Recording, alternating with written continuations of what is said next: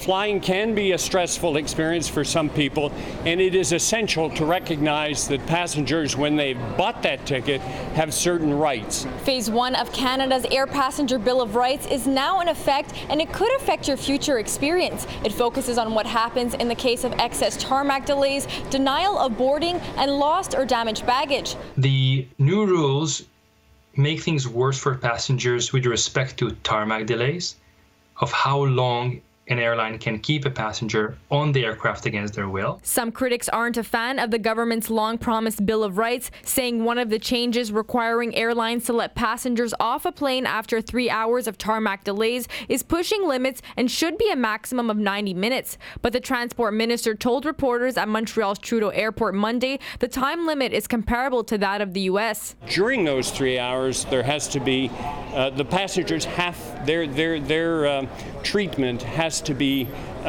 make things as comfortable as possible for them with respect to access to bathrooms and air conditioning. But for some travelers, it isn't enough. My kids are pretty seasoned travelers as well, but I think being on the tarmac, not being able to move, I imagine you probably still can't take seatbelts off.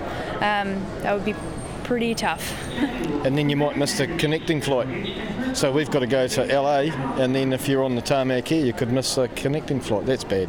Dreadful, right? If it's supposed to protect people, then this is not an effective approach. So, if you're in a situation where you're bumped off a flight, your rights will be protected and you'll be compensated up to $2,400 if the reason is within an airline's control. An overbooking situation occurs, that the problem will be resolved in terms of a check being provided to the person who is denied boarding within 48 hours, if not immediately.